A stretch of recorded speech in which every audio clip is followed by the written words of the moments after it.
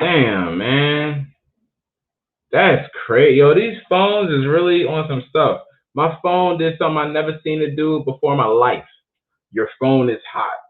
I'm holding the phone. It's just regular temperature. Your phone is overheating. So it just stopped the goddamn Instagram live and everything. So that video is lost. We were dropping jewels, man. No, it ain't died, bro. It's talking about it was overheating. But I'm holding the phone. This joint ain't even hot. It's been hotter. What the hell just happened? They erased the whole damn chat. So we try to get these Moors back in here.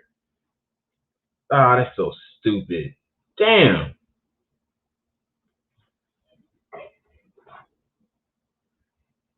I guess let it sit for a little bit and let people see the message.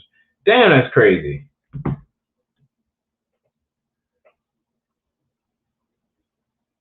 So guess I gotta go live on Instagram and let them know what happened. Damn, that's corny. They did us in.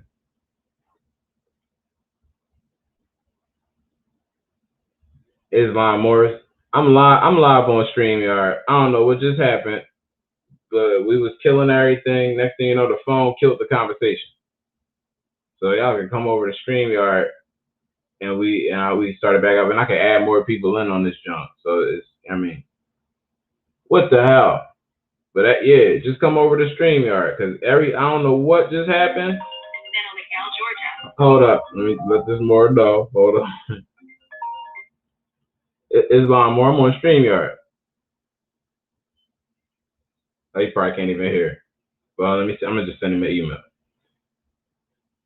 This is crazy, bro. This is how it goes. But yeah, we was snapping. If I could get these Moors to join back in, we could just finish this conversation on here, and it's better anyway because we don't have no problems like the Instagram be giving us. Of course, this is a fair use production. Get the StreamYard. Go on YouTube. Go on my YouTube page more, and I got the link in the chat.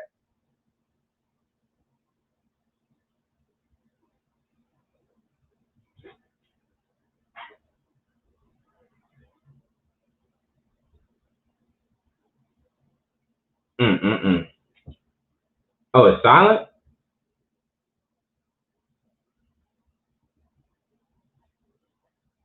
Oh, the sound, okay, so the sound is out on, y'all gotta go to YouTube, because this thing playing.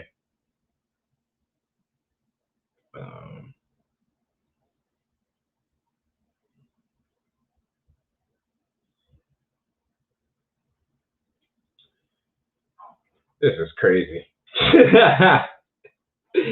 Ah, that's so crazy. You ain't allowed to do it. That's insane. It's dropped. And hold on, you gotta come to YouTube.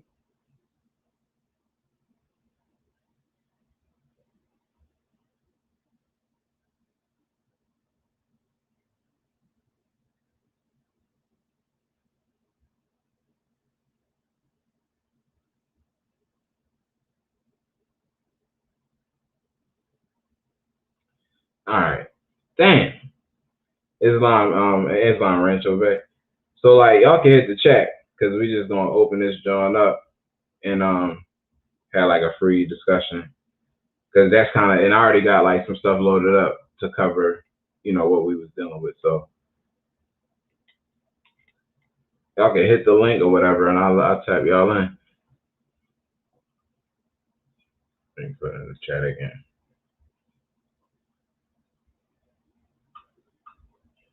Yeah.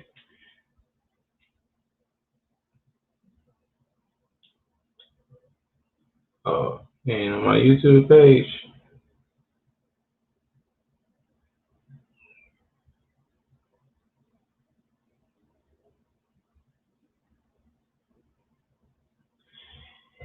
Yeah. So it's crazy. I'm trying to get some boys to jump over from the Instagram to come over to you know To go over to YouTube. All right, so they heading there now. I'm gonna end the chat on Instagram.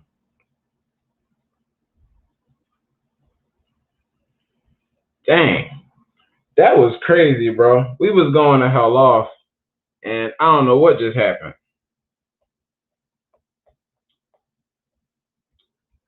Damn. Oh, let me call another. Oh, there it go. Islam more. Oh, there you go. Yeah, Islam more. Islam. I had to get everything straight. You know, they kicked us out of IG, y'all. So now we're gonna have to take this party. Bro, they erased that whole damn video. Yeah. They erased the video more. Yeah. Because talking about my phone was overheating. My phone, I'm holding the phone. It ain't even hot.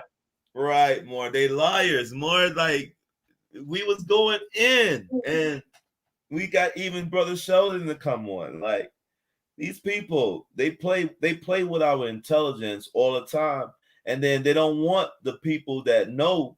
You see what I'm saying? They want people that sheeple that want to keep going with their narratives and keep on believing the falsehood.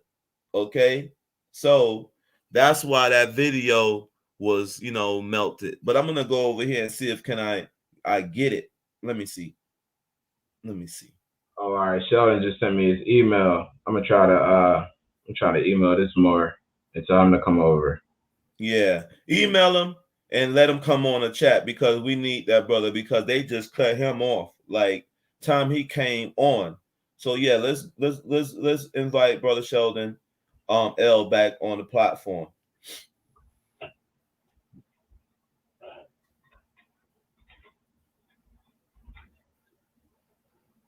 That's crazy. Yeah, I just looked at your IG more. They took the whole video down. You know why? Because we was precise with the information and they couldn't have that. No, they cannot have that. They cannot have that more. Right. Shoot, that's crazy. So That's the ones so for the ones who do know, we know, right? And the ones who don't know, well, y'all better get with it. That's what they're saying because they can't afford you to have that information. You know what I mean? So that's why it's hard for Moors. All right, we got more. Bro. Yeah, it's hard for Moors to propagate the real truth because there's a lot of people that don't want to hear it. Yes, there you go. Islam. This is weird. How come I have a Union Jack flag over my appellation? What kind of thing is that? What are you guys doing? So I'm glad you call it. You setting me up, Kasir. You setting me up. What are you doing? First you use my common sense quickies thing without my permission, and I'm still waiting for royalties on that track. And now the Union Jack flag over my appellation. Well, you set me up, eh? I know you set me up. I knew you was going to do it. I'm trying to set up this slush fund real quick. I got to sell a couple more packages and I can pay you off. That's right. That's right. And you good mentally? Yeah. Hey, Brother Sheldon, it's always a pleasure, more. It's always a pleasure. Always a pleasure with y'all, man. Always a pleasure to build. Because y'all have me hype. Y'all have me hype. It's crazy. Yeah, I can't believe they did that, though. They're going to take away the whole video. Is that what they did? Yeah, more they erased it. Wow. So just because of that, I'm going to do this. Hold on. Just because of that, we got to do this. I'm going to go through the indentured servants list. And because everybody be saying that there's all these records of Africans being brought here, and there's no records of Europeans being brought here. Because the Europeans is the Africans. Hold on. Let me add this right quick. The Europeans is the Africans. Now, go ahead, Noble. So if we see right here, and this is in Pennsylvania Historical and Museum Commission. So this is, you can go see this. Peter Wilson called him The Bristol registers of servants sent to foreign plantations, 1654 to 1686, Baltimore. Include each indentured servant's name, date, hometown, occupation, master, length of contract, and destination. The complete book of emigrants from 1661 to 1699, a comprehensive listing compiled from English public records of those who took ship to the Americas for political, religious, and economic reasons, of those who were deported for vagrancy, rougerie, and nonconformity, and of those who were sold to labor in the new colonies, Baltimore. What is it with this Massachusetts stuff? I mean, Maryland stuff. All go back to Baltimore. All to Moors. Slave entries. Yep. How? Wait, weren't we supposed to be being enslaved by them? Yeah, but you know that really didn't happen that way. You know, it really didn't. So this goes and goes. You see, all the way when they started their little stuff, 1776, they were still coming in as servants. Immigrants from England to the American colonies. Right. Immigrants' names were arranged by English port, including meaning the English port in America. Right. That means they was getting their names while they was coming through the port. Exactly. Includes the date, immigrant's name, right? Ship, date, age, occupation. So you got all that too, and usually their hometown. Now remember the Fermans. Right. The Fermans showed us the like prerequisites to Europeans traveling through powers of the Islamic governments, where they had to get passports, where the passports gave them status, duties, and a code of dress. Right.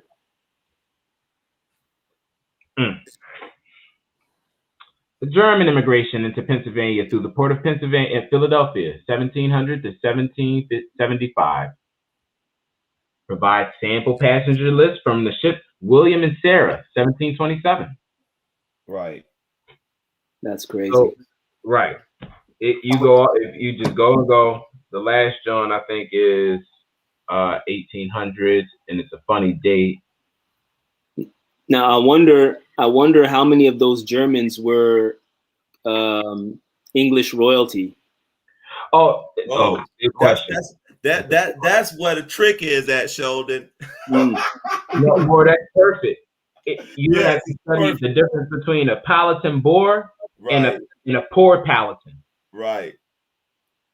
Like this is what the abbreviation of these Germans, Palatine Boer. This is what do you call them? Benjamin Franklin was calling these people. Right. So Palatine. What does Palatine mean? Let's see what that means. Etymology. So y'all can see. Palatine. Adjective.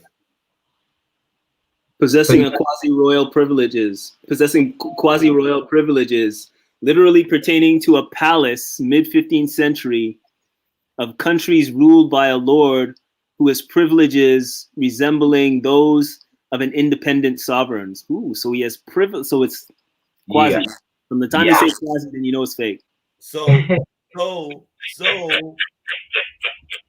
Wow. All this was put forth by who?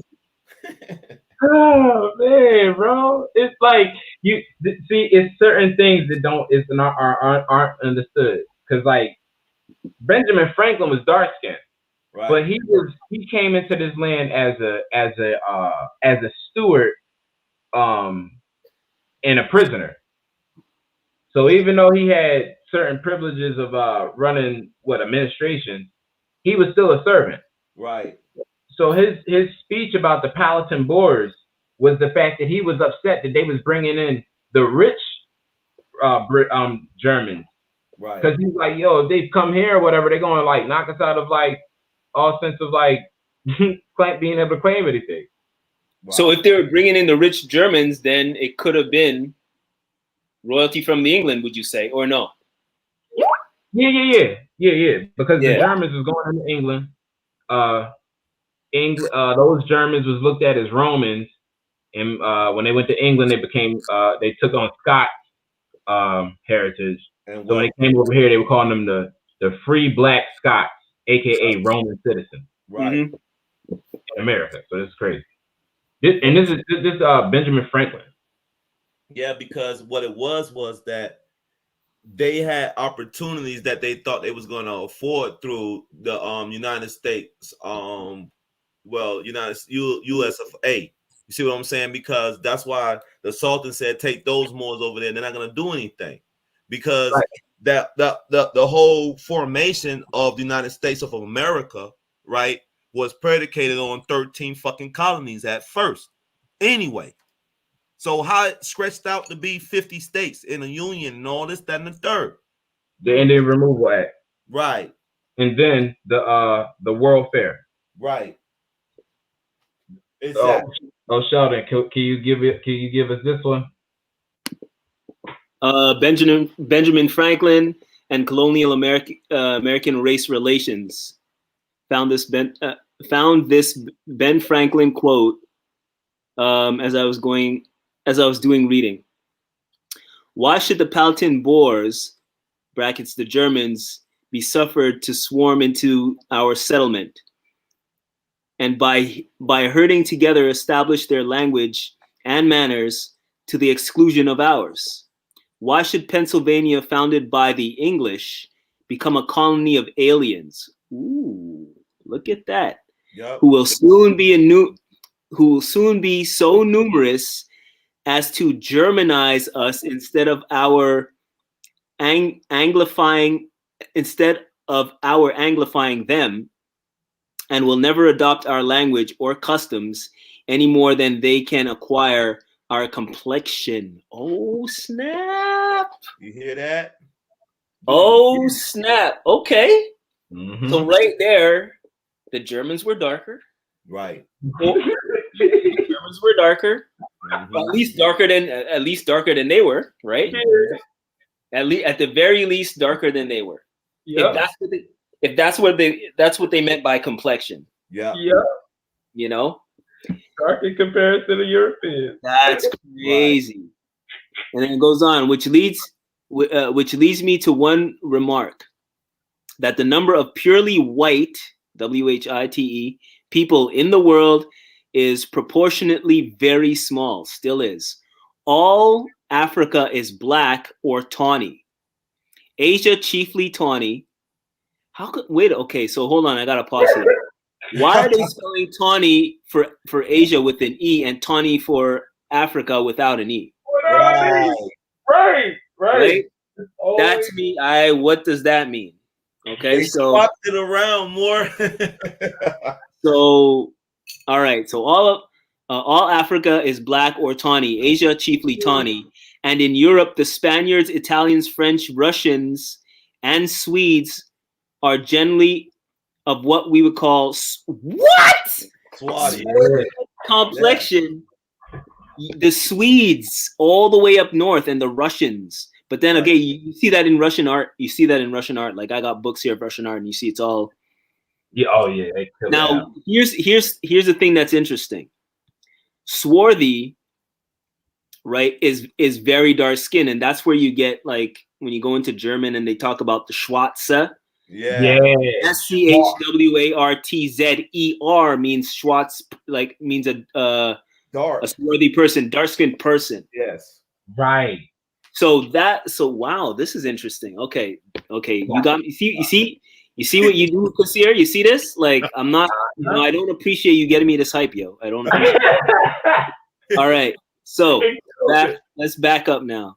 Right. And in Europe, the Spaniards, Italians, French, Russians, and Swedes are generally of what we call a swarthy complexion, as are the Germans also, the Saxons only being excepted, who, with the English, make up the principal body of white people on the face of the earth. Wait, well, okay, hold on a second. So what year is this? Benjamin Franklin was talking like this in 1770s, I believe. Yeah, Okay. 1776, I think it is. Or 1776. Now you Yeah. see, this is the one thing. Okay, so yeah, like 1700, 1770 Right. something, 17, right? yeah. Let's say mid 1700s. You're right. Yeah. This is the thing that I hear Asir saying all the time. Like when we think of Europe in these times, it was us against us. Even with Isabella and all them, it was us against us. Yes. Yes. What was the treaty? The first treaty signed? What's that? When was the first Moroccan treaty signed? 1774, I think it was, wasn't it? Or 1786? Yeah. That's right around this time frame. Right. Okay, yeah. So this is crazy. So then yo, this is what makes studying so dope, because now this ties into Free White Person in Black's Law Dictionary. You realize? Right. Exactly. 100 years later. 100 years later, like, yo, this is crazy. So according to this, in the 1700s, Benjamin Franklin was saying only the English and the Saxons, which is I guess would be Anglo-Saxons. Anglo-Saxons, right. English, Anglo. Right. English, right. English sword. Anglo-Saxons. That's crazy. The Saxon is sword. English sword. Yeah. So then the Germans are also swarthy. That ties into obviously the Holy Roman Empire, the Habsburgs and all of them. That's why they had Casper and all of them were like kings in the Holy Roman Empire. There's statues of them all. That's why it's all over here and they don't hide it. Right. That's where you get the coat of arms and all that stuff everywhere. They don't hide any of that stuff. Right. The Ashkenazi Germans and the Khazarian Russians. Right. Oh, Moors. Wow, that's crazy. Okay. Going back, so it says like German. Yes, I could wish their numbers increased. So he's talking about the Saxons. Saxons only being accepted, who with the English make up the principal body of white people on the face of the earth. I could wish their numbers increased, while we are scoring our planet by clearing America of woods, and so making our side of the planet reflect a brighter light to the inhabitants of Mars and Venus. What's our flag? What's our flag? It's red, which is Mars, and Venus is red, green. It's the 5-pointed star. The Venus 5-pointed star. Yo. Okay. See, that's what slaps them upside their head more, because our flag is over 10,000 years. And when I hear more say it's not, that's what makes me upset. You are using miscellaneous information to debunk what real more study. That's when confusion and all this shit come into play. So the law we set to the Europeans was don't mix with us. Right. Don't you mix into our stuff. And so they saying we want to honor the inhabitants, the Moors, whose flag was Mars and Venus. Like, so they looked at us as a whole, like gods, bro, like other worldly beings. So to honor us, they didn't want to mix. So keep on going, because it get crazy. Oh, inhabitants of Mars or Venus. Why should we, in the sight of superior beings, darken its people? Why should we, in the sight of superior beings, darken its people? Okay, I'm trying to process that because I'm not processing that correctly. Why should we, in the sight of superior beings, it's people? Okay. So he's saying, why should we darken our people by mixing with them? Exactly. And the darker people are the superior beings. Exactly. I'm moving out here, yo. Okay, so why should we? Okay, so what? Let me backtrack and let me read that. Okay, why? No. Hold on a second. Why should we, in the sight of superior beings, darken its people? Why increase the sons of Africa by planting them in America. America. Now, right, where planting them. Oh, hold on a second. Why increase the sons of Africa by planting them in America? Like Where why we have an opportunity by excluding all blacks and tawnies of increasing the lovely white and red. Okay. Mixing. So right, but then by him saying why increase the sons of Africa by planting them in America? In America. Who are the sons of Africa? So who's the sons of Africa? The Europeans. Hey. Why should we increase the sons of Africa by planting them in America? Where these are the sons of Africa. Okay. But you know what? But here's the thing about it is when I read that, to me, that kind of contradicts the whole narrative that Africans were brought to the Americas, because they're saying, why would no, Africans was brought to the Americas more. but see, he's speaking about it like it didn't happen yet. Right. Yeah. But they be talking, you know, they constantly be talking X amount of millions and all this stuff happened, right? And this is in the 1700s. Right. And so supposedly the so-called African slave trade had started already.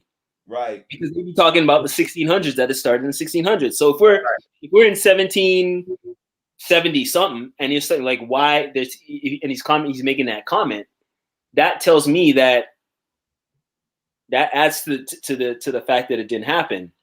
He thought the Moroccan he thought the Moorish Empire was in Africa. Right. And it's not. But y'all are educating me here right now. So if you're talking about the sons of Africa, why increase the sons of Africa? Yeah. Why increase their numbers here in America? What he's saying is why we letting these Europeans increase their favor here in this motherland, where we have an opportunity by excluding all blacks. But we have an opportunity by excluding all blacks and tawnies of increasing the lovely white and red. Right. But see, when they speak of the sons of Africa, they're saying that these are the sons of Africa.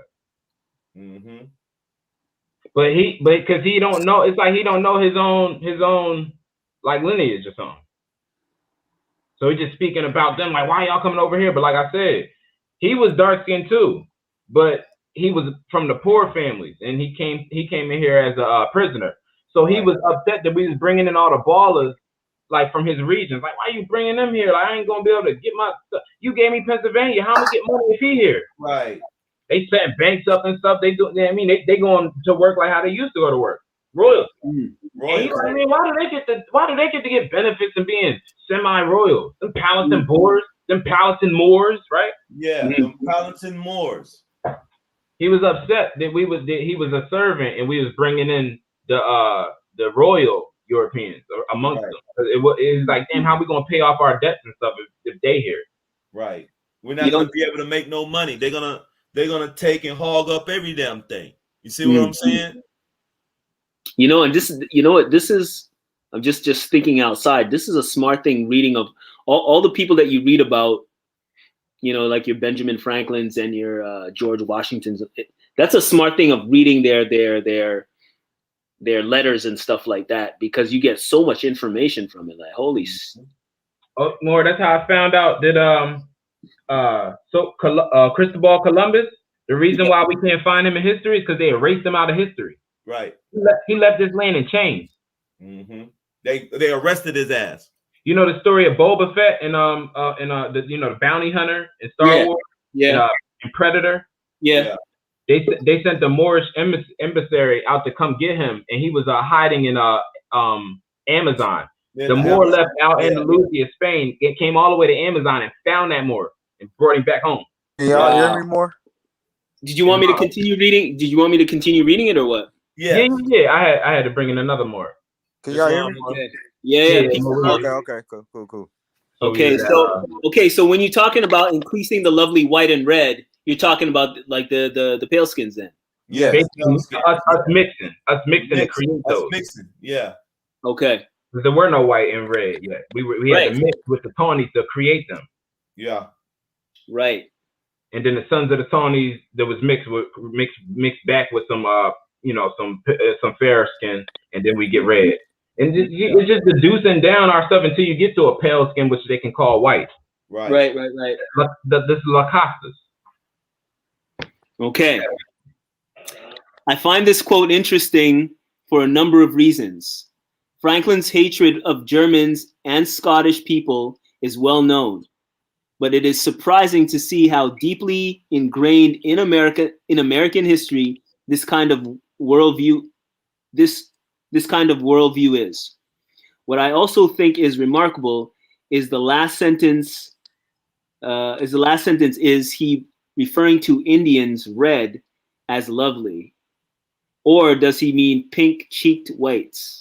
It's a good question. Why would he say lovely whites and then red? Yeah. Right. He already said white. He already said white already. That's true. This is somebody. So this is the person who's breaking this down, being a fair skin and pale, not like trying to figure where am I at? Is he speaking about me? Yeah. Like, he's speaking about mixing. He's speaking about European daughters, right? Mixing with the swarthy Moors. That's what he's talking about. Right. Like modern day Europeans though, like when they doing this type of study, it breaks their whole paradigm because they can't see a world where they weren't here. So once they start talking about all these Swazi people and you were just the only y'all on the face of the earth, they start trying to find themselves in little things that don't even mean nothing. Exactly. What did he say red? Did he mean pink cheek like me? Like no, he was just talking about like the white who were swarthy at the time, and the red who was just American. Right. So let's check this out. So you have Etymon online open, right? Yep. So let's go. Okay, so because I'm curious why they had Tawny without an E and Tawny with an E. So let's see if they have that.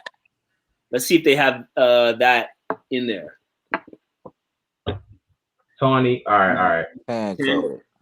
Okay, so they have it without the E, right? So technically, this is supposed to be the Tawny people were in. They said the black and the Tawny were in Africa, and the Tawny with the E was in Asia. Oh yeah. Right. So tan colored. Let's read Tawny first. Tan colored, late 14th century, from Anglo-French. Tone. T-A-U-N-E. Tone. Yeah. Or like the brownish yellow or tan leather from Old French tanné, dark brown, tan. 12th century modern French tanné. Wow. Past participle of tanner to tan hides from medieval Latin. Moors. So here's a crazy thing, though. Canare. Yeah. And we already know what medieval means. Right. Yeah. And so the crazy thing is exactly. That's exactly what I was gonna say. I can hear it. I can hear you saying it. You can hear me saying it. You know what I'm saying? Crazy. So pretty much it's not even defined because it's a full range. It's a range. Exactly. So we tan colored and then yellow brownish and then dark brown. That's a full range. That's a full range. Yep. That's almost like the prophet saying olive skin. Olive skin. Yes, more. Yes. Okay, so now let's look up swarthy. You have different types of olives too. You got the light olive to the real dark olive. Islam more. Islam. Tonier or Tonier. That looks like French if it's Tony. Like I'm looking at this like adjective, noun. Yeah. It says Tanier. That looks like French. Yeah. IER looks like Yeah. French. Yeah. Right. And tawniest. Or no, that's tawnier then. Okay, tawnier. Oh, okay, Tawniest. so that the one with the E means the like more tawnier than tawny. Yes. I guess so. Yeah. Darker. It's like Yeah, it's that's like, all that yeah, is. okay. Darker than the other dark people. Yes. Wow. Okay, so then if that's the case, and they're talking about Asia, that means that they were dark skinned Asians. Yep. Clearly. Okay, so then now what does Etymon say about swarthy now? But real quick, Swarthy. that's why a lot of our melanated people, man, if you don't never notice our eyes. Right. Yeah, we got a lot of their eyes are like kind of chinky. Yeah, they chinky, yes. Dark colored, especially of skin, 1580s, unexplained alteration of swarty, 1570, Wow. from swart plus E. Now, you know what's crazy? So there you got your dark colored again. So Right. swarthy and tawny cross at some Right. point. Yeah, at some point. So Swanee and swart is like the darkest of the dark. Tawny Yeah. is like brown, To the dark. mahogany, you know what I Right. mean? And light brown, and you see what I'm saying? To almost to that tan color. You see? Swart. Yeah, okay. So black dark of night clouds. So figurative, also figurative, wicked, infamous. Wow, look at Yeah. that. See, this is black. Proto-Germanic Swarta, source also of old Frisian, Old Saxon, Middle Dutch, Swart.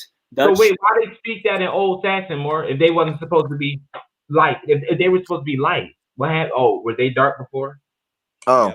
oh. Does Saxon mean swarthy? Mm. Wait, keep going.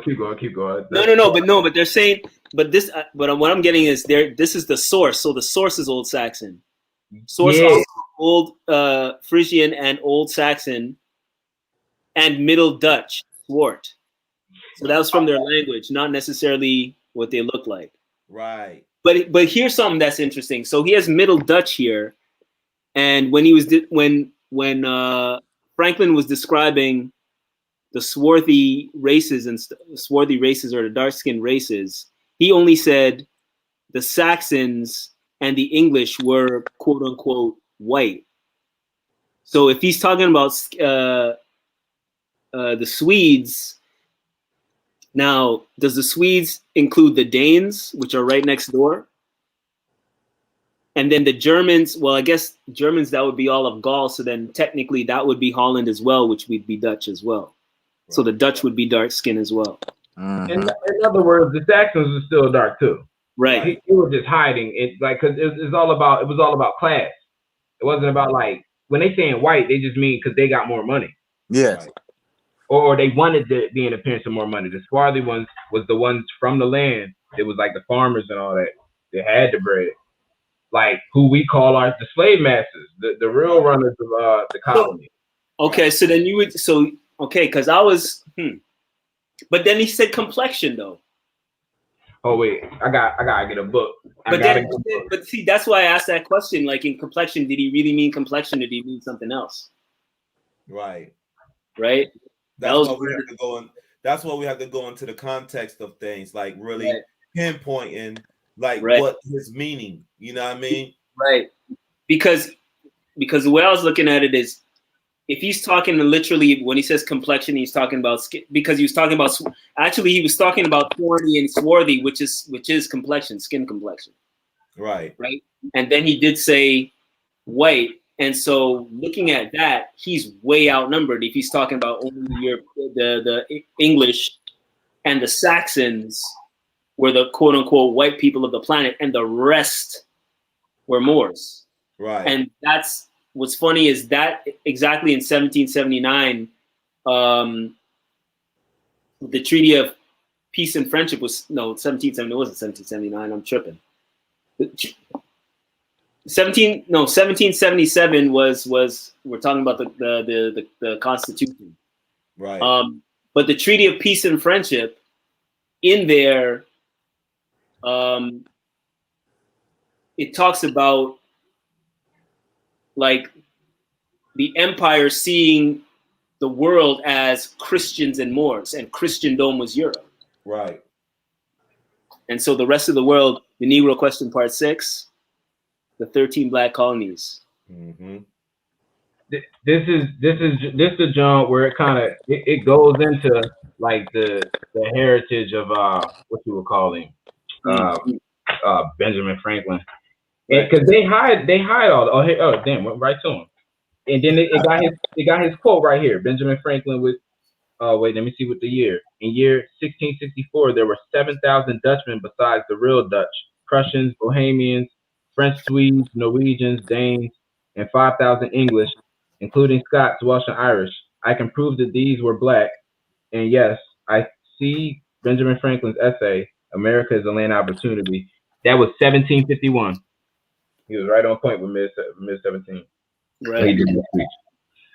So he's going in on the blacks or whatever, but they got him. They got him on a charter coming into America.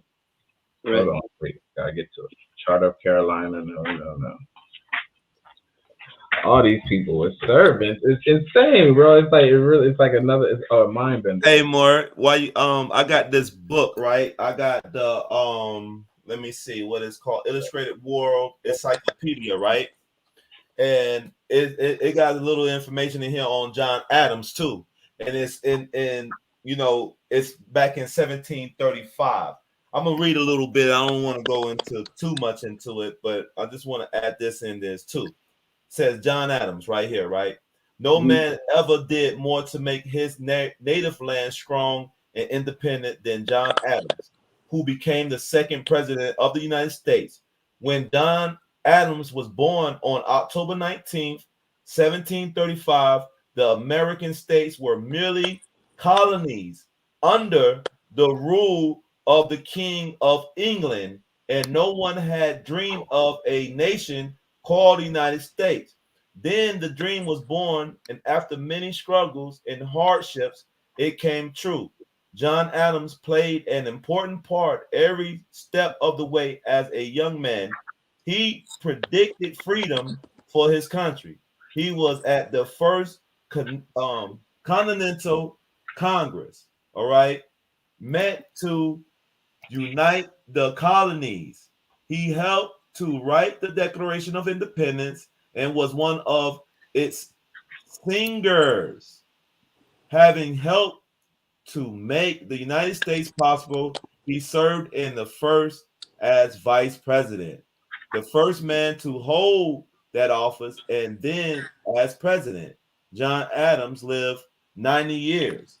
The longest life among all presidents of the United States. Late in this long life, he found that his great work had been forgotten by many of the people. He was, jeered at by crowds and cursed in newspapers.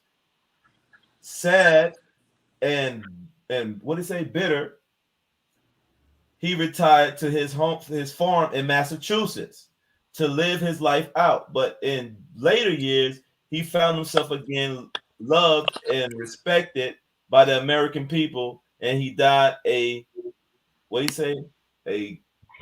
contained man. So it says right here, John Adams was born a Brain Tree, Massachusetts, a farming community about 20 miles south of Boston. The Adams family was descended from a Puerto Rican who had come to Massachusetts. So he was a Puritan, Puritan,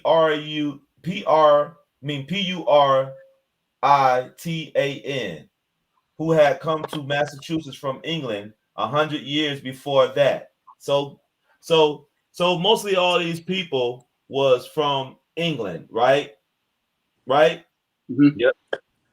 Okay. Anglo-Saxons, right? That was Moors, right?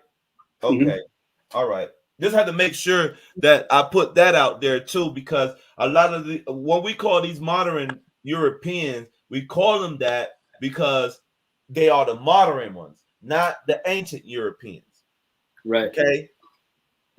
And to add, that's why the in reading Franklin's letter or whatever, it was a little bit confusing when he's talking about the Germans are the dark skinned and whatnot, and then like the English were the only ones that are pure whites. But I'm like, the majority of that's why I made the comment. The majority of the English royalty were from Germany. So that mean they were black. Exactly. That's my point. That's my point. So it's just like, I don't understand what he was saying. Like, and then you look at descendants of the Phoenicians and the Picts and the you know what I mean, the Celtic and the Hughes and all that. They were all up there. So what is he saying that was wiped out? So that was confusing to me. It's like, okay, well, what he's saying is like, that's really interesting. But then the way he described it, it still looked bad for them. Right. Yep. Right. And so, like, and speaking of the Saxons, like it said Saxons there, but then I know of Anglo-Saxons. Right. Yeah. Yep. Right. And so when I hear Anglo-Saxons, I think of like quote unquote white or European. Yeah. Yep. Right. So it was really confusing, but even within that confusion, it still looks bad. If you're talking about the rest of the globe is tawny, and that's from light, light dark to dark, and then there's swarthy from dark to dark. You know what I'm saying? Oh, look, more. The pickings become real slim, man, when it comes to quote unquote white people. Right. Real slim. But that's really interesting. I want to read the rest of that. Saxons mean Taylor. Oh yeah, no, I got one here because they didn't go all the way in the way Benjamin Franklin really, like, he really started going the hell off. Right. This John say subject, why increase the sons of Africa in America, page 90. Benjamin Franklin. Europe is generally full settled with husbandmen, manufacturers, and etc., and therefore cannot now much increase in people. America is chiefly occupied by Indians. Keep that in mind, right? Who subsist most by hunting, but the hunter of all men requires the greatest quality of land from whence to draw his subsistence. The husbandman subsisting on much less, the gardener on still less, and the manufacturer requiring the least of all. The European found America as fully settled, and as well could be seen by hunters. All Africa is tawny, dark or tawny, or black or tawny. Asia chiefly tawny. America wholly so. This means the original American Indians were black people. Benjamin Franklin's statement validates the untampered artifact that we just saw. The first thing that caught my attention was that the phrase, the Europeans found America fully settled. He did not say our fathers, because he knew that the black Scots were the first Europeans to settle America. Yep. Right. Benjamin Franklin said all of America is black. Well, that's the thing too, that I was thinking about this the other day. Somebody was talking about, they showed a video of KRS-One saying, when they talk about Indian, the word India for India comes from indigo, right?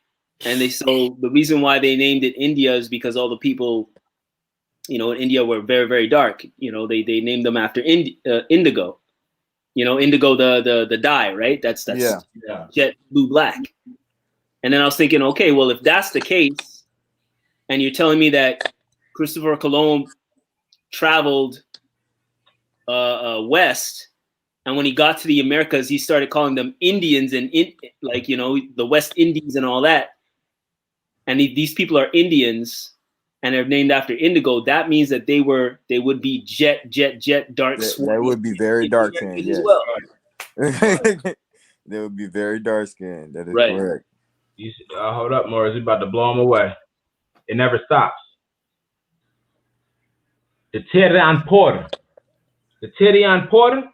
The Phoenicians also made a deep blue colored dye, sometimes referred to as the royal blue, the hyacinth purple, which was made from a closely related species of marine snail. The Phoenicians established an ancillary production facility made on the Isles of the Purpurays, the purpurelles, yeah. Silk at Mogador in Morocco. Yes, silk trade. Yeah, and the snail, the snail. Didn't the snail have like a, what was the name of the snail too? Because I remember that. Oh, I'm gonna get it. I think the snail was something like, I remember like Maury or something like that, or yeah. Oh, wait, I think I've seen it. Oh, yeah, man, I'm trying to remember the name of the snail. Oh, here you go, more. There you go. Morricaday. Yeah, I knew it. Yeah, Mordex snails. Morricaday. Yeah. Yeah. You can't beat us. And do know these are indigenous to Americas. Yep, indigenous. Just like the pigeon is indigenous to Morocco. So this is the Phoenician, more purple is Phoenician red, Phoenician purple, royal imperial dye. It's a red and purple natural dye. Right. Huh? Wait, who did I just click on? Somebody just clicked on because they got crazy. Yo, the pigeons are indigenous to New York, yo. Yes. Oh yeah. They're indigenous to Manhattan. Yeah. So this would be the Moors. Get out of there. This would be the Moors wearing it. Right. But they show you, these pale people. But these just are like our the Moors prophet. wearing them. The feather that he had in his turban was a purple feather from a peacock, right? What color the fez? No, I said our prophet. He had a turban, the one that is on the screen right now, with a purple feather from a peacock. Oh yeah, right? yeah, I remember that. Okay. I'm saying, what color is the fez? Oh, the fez was white or burgundy. They say. Oh, burgundy. Yeah. Yeah. That burgundy is really purple. It's Phoenician red. Yeah. AKA Phoenician imperial purple. Okay. Oh, it is. I didn't know that. Okay. Yeah, I ain't know that either. Look at the color of the post. Look at it. That's the hair in purple. Yeah. That's the color of our fez. Which purple are you looking at? Because I can't. Because you're not sharing your screen or anything. Share the screen. Share the screen more. Yeah, share the screen. My fault. Yeah, see it now. Hold up. The whole time you were going in, you weren't sharing your screen. I know. I was like, oh snap. There you go, right there. Oh. Yeah, that's Fez right back here.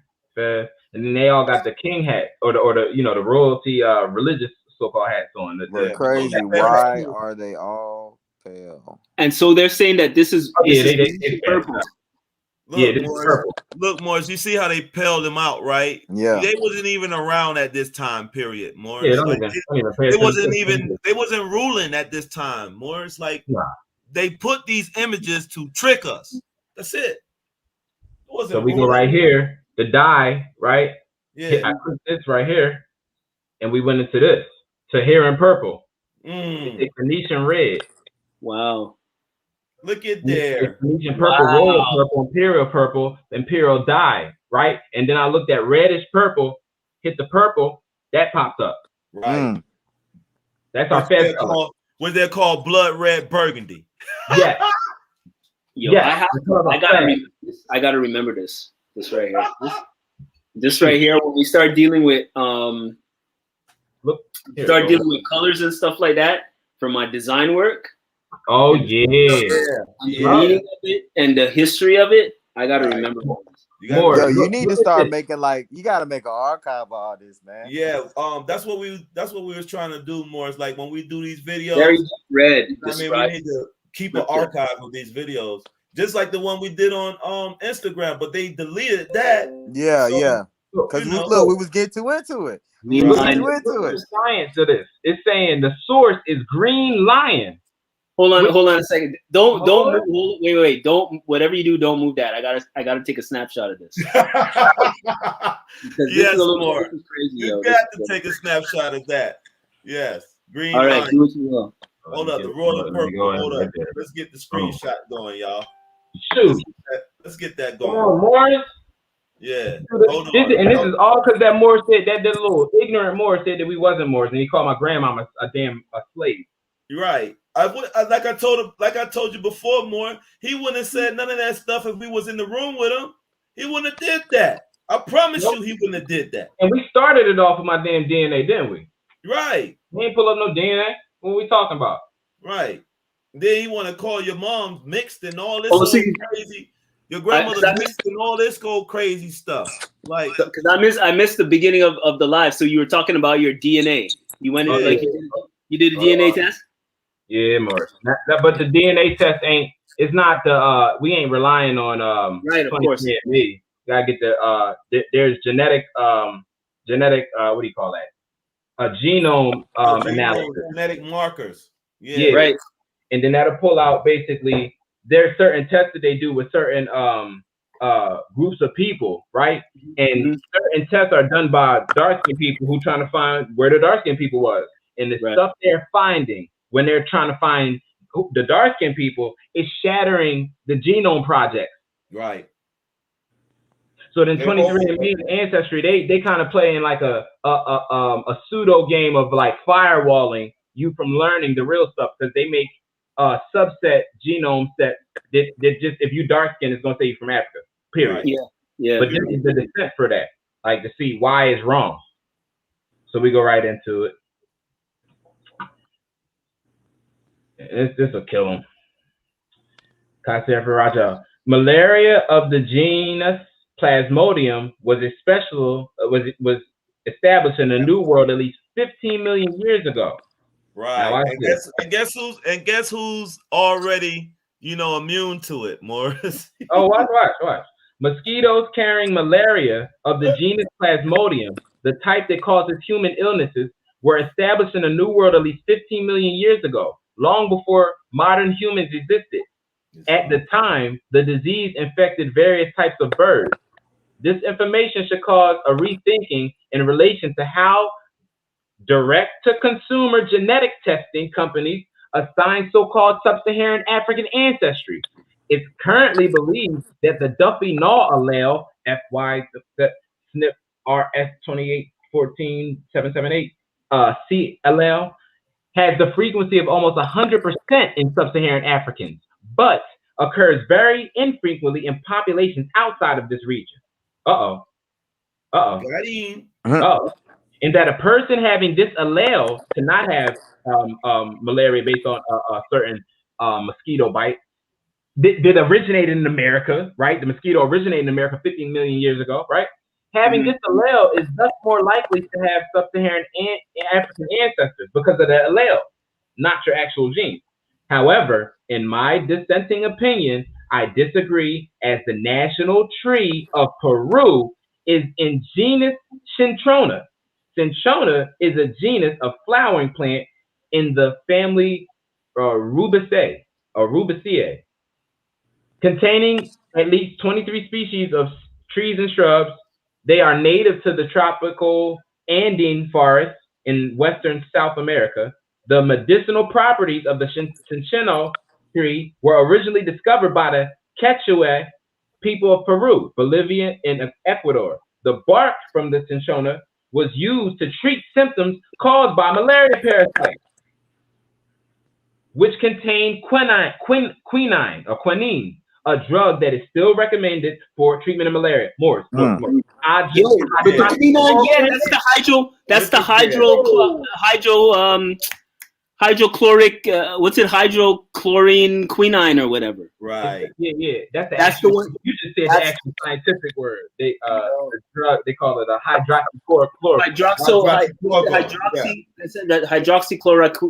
hydroxychloroquine. That's what it is. Yeah.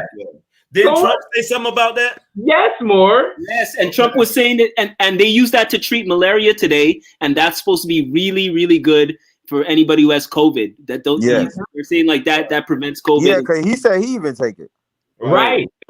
And they're taking that in India right now. I just read that I got information that India is just like screw the vaccine because I guess we shouldn't be talking about that because they're probably gonna do something Yeah, with the just say video. C. Just say C. But Just India, say but anyways, India said they're not using the V because they found within the V there's traces of HIV and so on and so forth. There was a video of it, and so now they are really going into the hydrochloric hydrochloroquine drug, because even though it's good for treating malaria, it's also good for the prevention of the C and treatment of the C.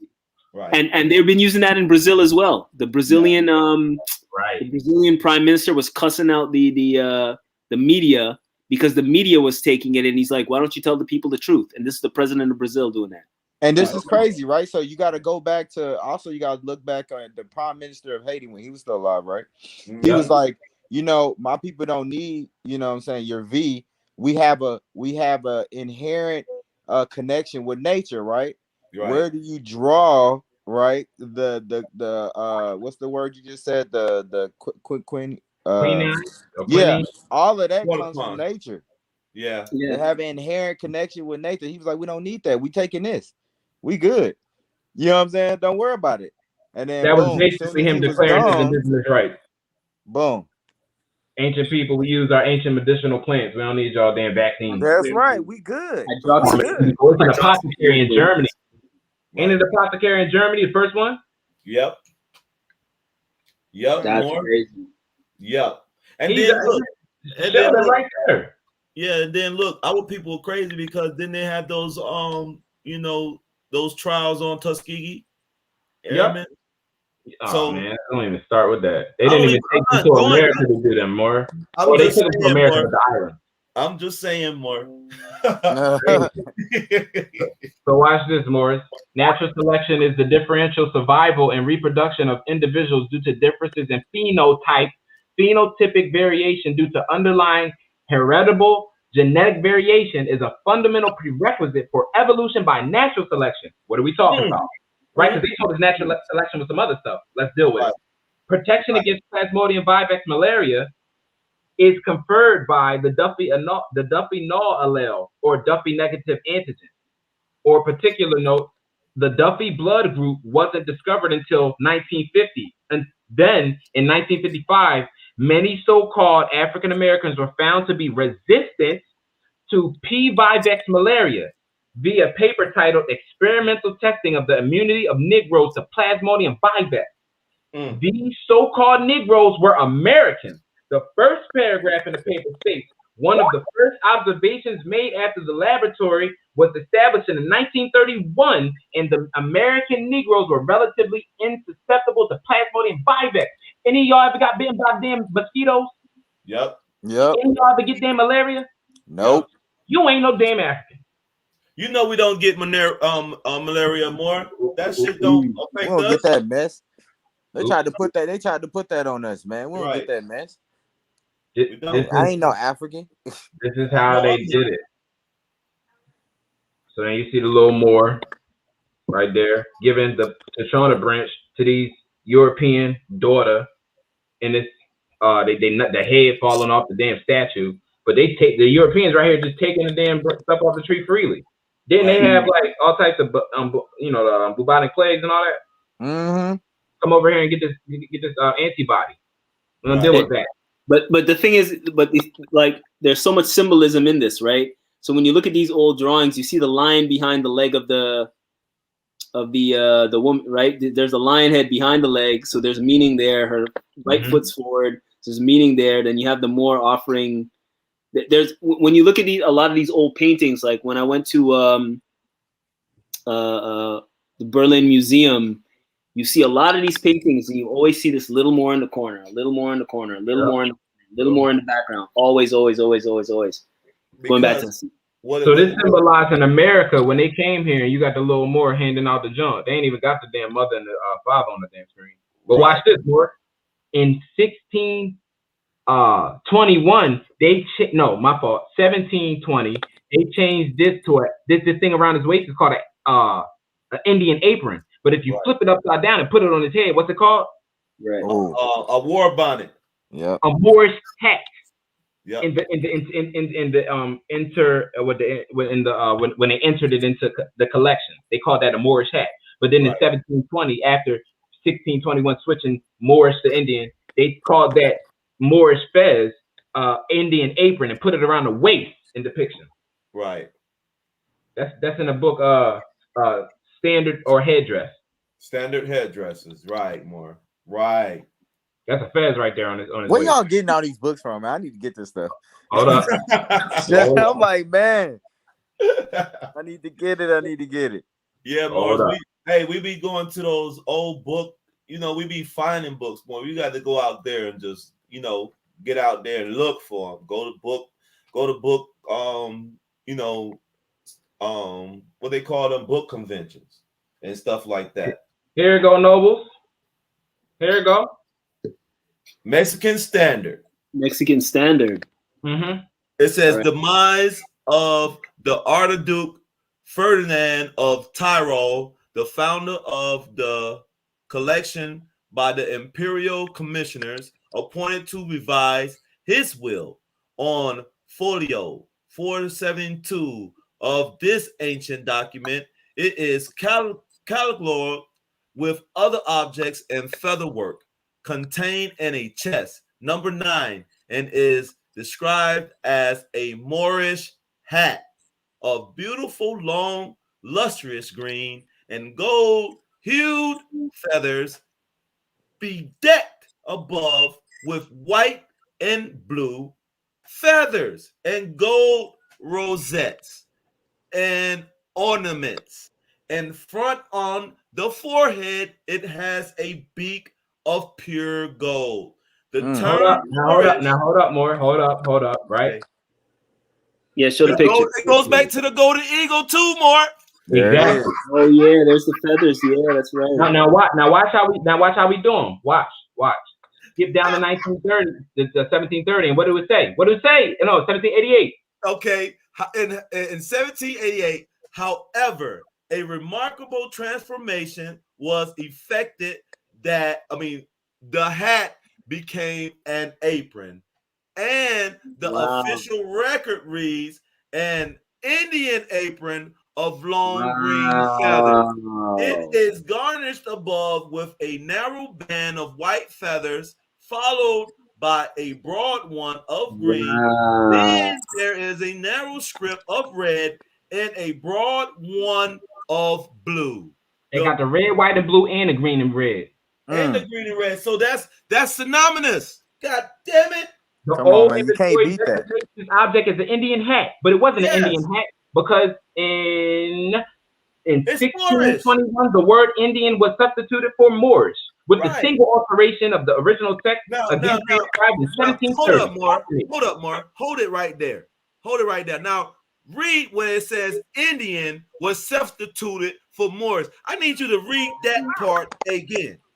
In 1613, its description was faithfully reproduced, so they were kept it going. In 1621, the word Indian was substituted for Moorish with the single alteration.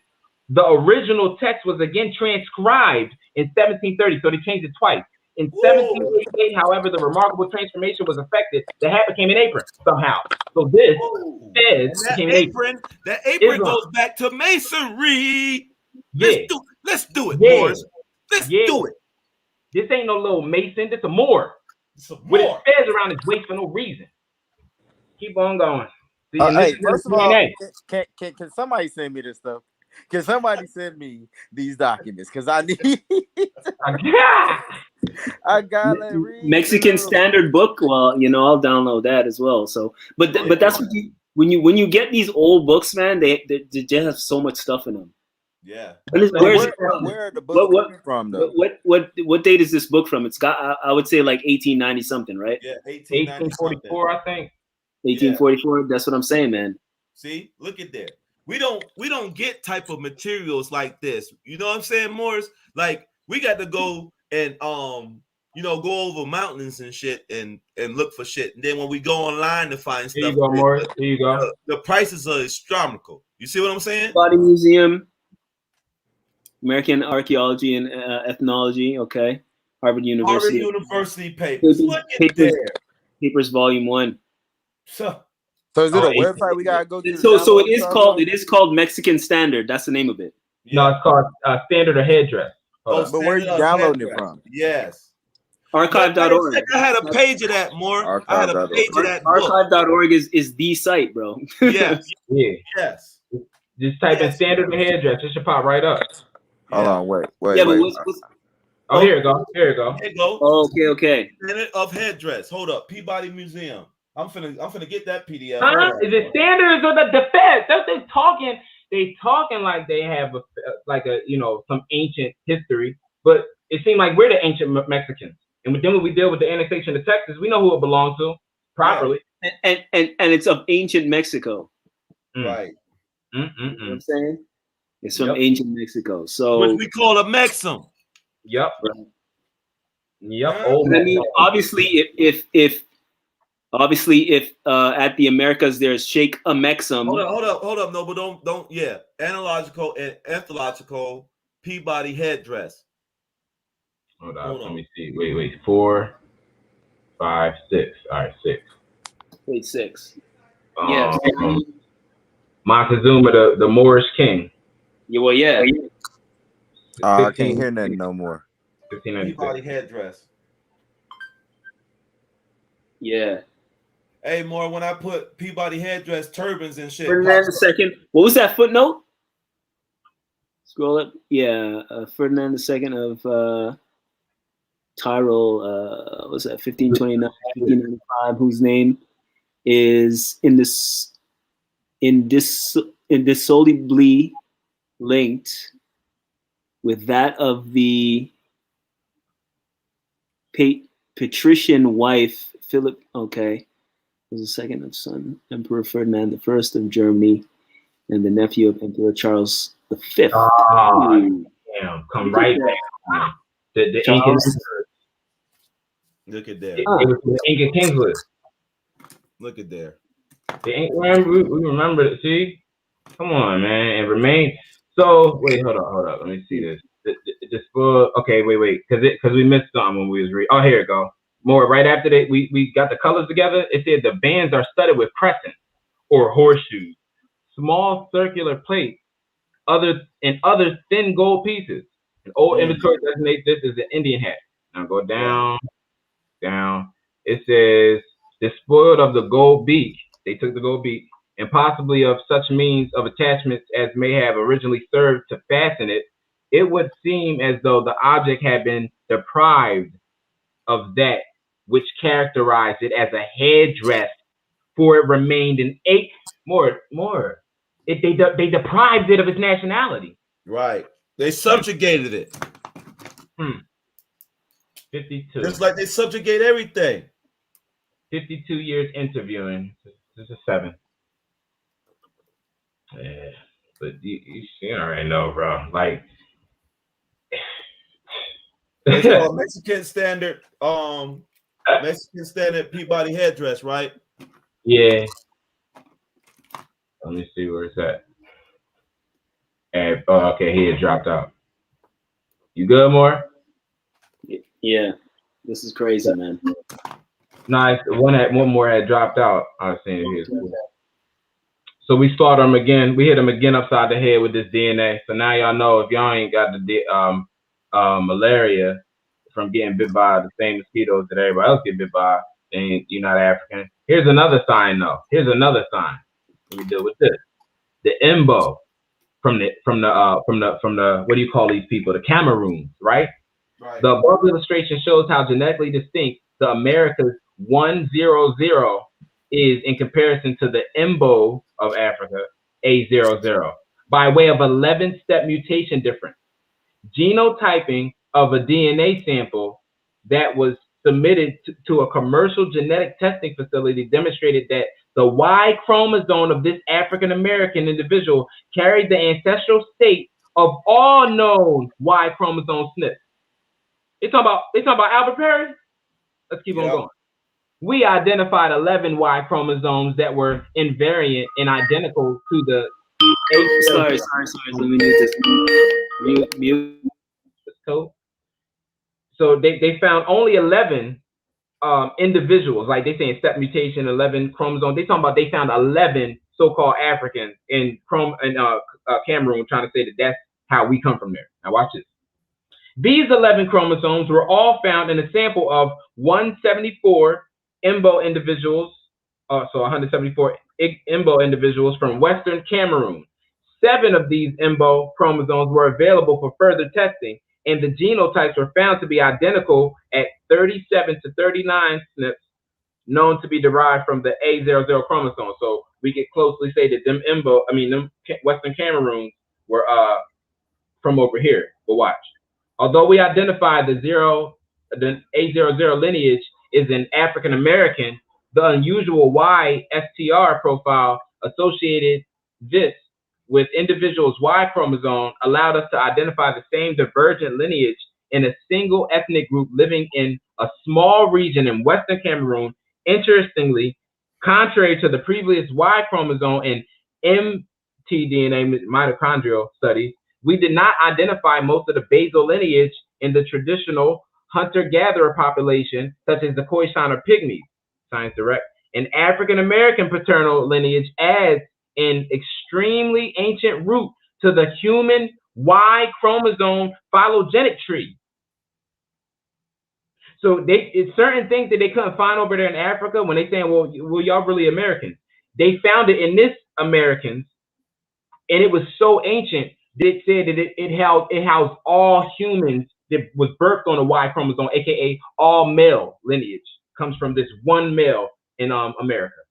When researchers found that Albert Perry's Y chromosome carries the ancestral state of all SNPs that define the basal proportion of the Y chromosomal phylogenetic tree, Mike Hammer of the University of Arizona was contacted. He subsequently contacted some colleagues in the UK who searched their huge database of African samples to see if any of them matched the American A00 sample. They found similarities from Cameroon. It's reported that allegedly that the STR haplotype of A00 is extremely unusual, therefore very easily to see that the Imbo samples were matched to the Perry sample. However, there were never matches, just similarities, evidenced by 11-step mutational differences that matched 37 to 39 SNPs known to be derived from on the A00 chromosome. They were trying to do it, but it didn't do it. Right. So Morris, the geneticists know you're not from Africa. And they know it more. This is I don't know if y'all can hear me, but I can't hear anything. Oh. Islam, Morris. Hold on. More? You hear? Oh, if you jump out and come back in, see if it's just there. I'm gonna try getting out and then I'm gonna try getting back in. All right. All right. Oh, Sheldon there, he muted. But let me go back in. So this Morris, this is a second signal that you're not African based off all the samples that they found from the African American. It tied every dark-skinned person, even people not from America, into the original people who populated the earth. Right. Oops. I'm sorry, y'all. I had to go in there real quick, man, and really see what was that. Cause man, I just downloaded it real quick, put it on my Acrobat. Okay, right, cool. Yeah. Everybody got it. So,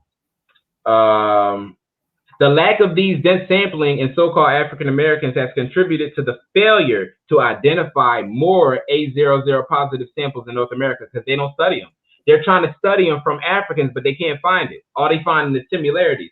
But instead of just following and studying us, the Americans, they keep on going over to the Africans because it's a game. It's more marketable to say that Black people are African. Yeah, no. No. That's crazy. No, thank you. Look, what happened more? Watch this. New evidence puts man in North America 50,000 years ago. Hold up. I got a clipping, I got a clipping that has talking about 75,000 years ago. See? Right? Either way, we know it predates. We'll go to the clipping. Oh, you got the clipping, more? Yeah, it's I wonder if I have it on my phone. It could be on my phone. If not, it's on my other computer. Let me check for it. Yeah. Man, I'm trying to compile all this, man, and I know, you know, my younger siblings and stuff, they're real young, so I'm just trying to make sure that, you know, they going to school right now, but I'm trying to create like thumb drives and stuff for them so they can learn the true like history. Right. You know what I mean? Right. Real proof. That's what's really needed more. Like we need to give this to our children. Like we need to give it to them at an early age so they can be astute too. So I say as far as Moors, you know what I mean? I know that a lot of our people are into this, you know, Brown versus Board of Education rendition, you know what I mean? But as Moors that we know, we need to make it our job to teach this to our children and our youth. That's right. So watch this, Morris. We about to do this. We about to see how we was definitely American way before there was any Indian. The Clovis culture is a prehistoric Paleo-American culture. But then when you look at Clovis, it say preceded by Paleo-American. So you have look, and I got a whole thing on Paleo-Americans more. It's like we were the first, not them. Right. You got to go pre-Clovis culture to get the Paleo-American. Right. Or Paleo-Indians, I hate that word.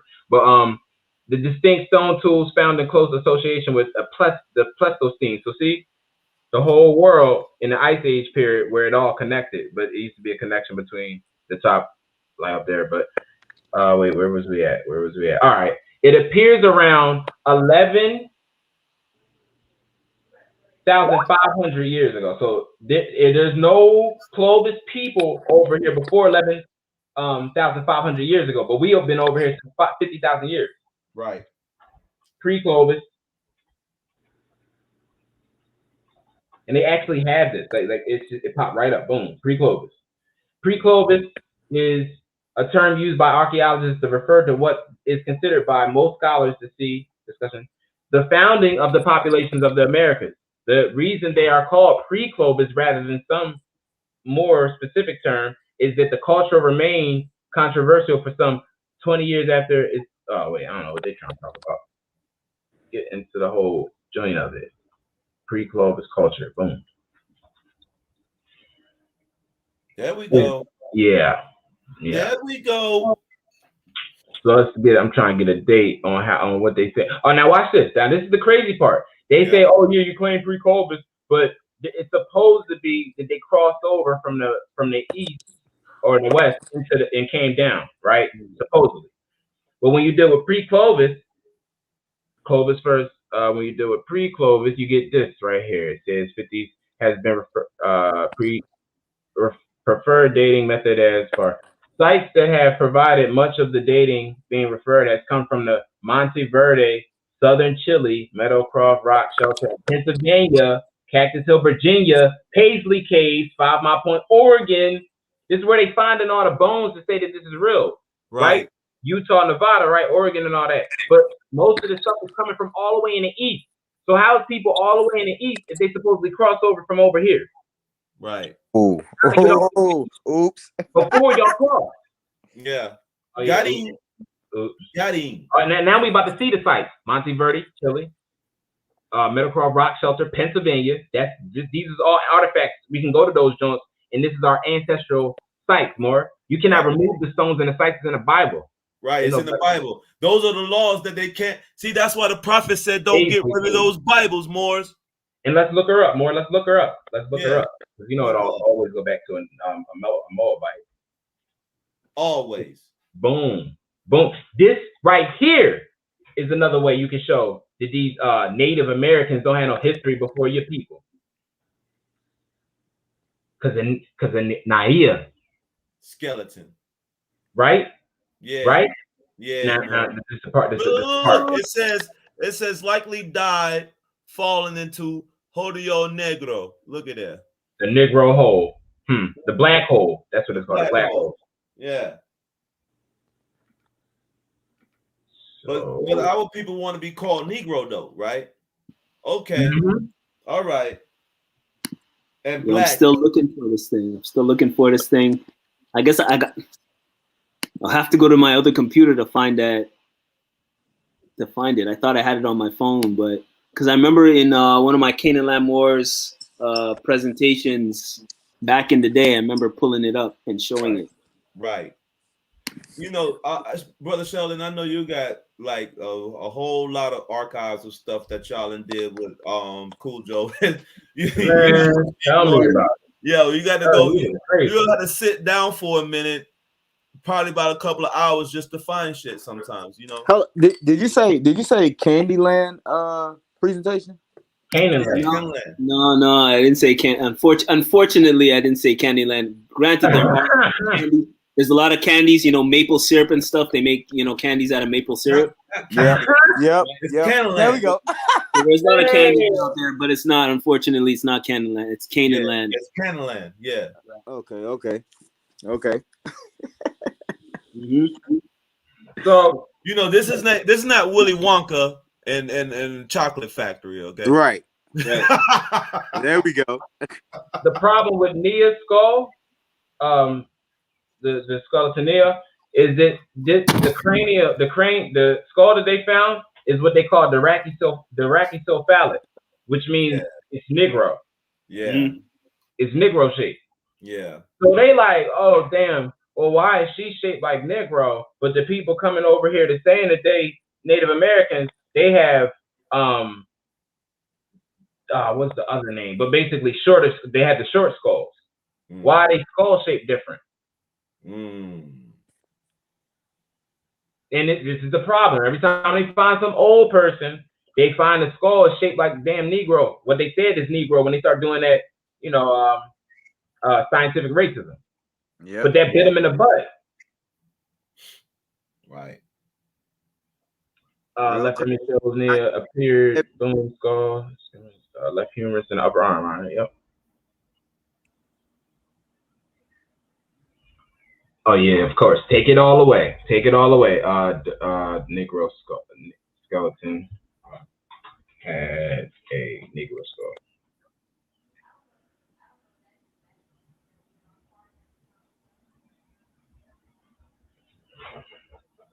Oh.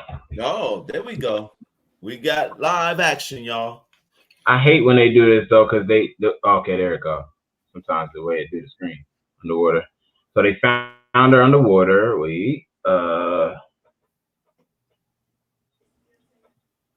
See. Oh, look at this. Look at this, Morris. Who helped determine how long ago Nia lived? Compare her story to Lucy, the 3.2 million year old human ancestor whose bones were found in Ethiopia 40 years ago. Not Lucia, though. Lucia's bones were found over here. Lucy wasn't even, like they said, she wasn't even a human. Right. But that's where they try to use these ape down skeletons and stuff like that because the Europeans. Oh, here it is.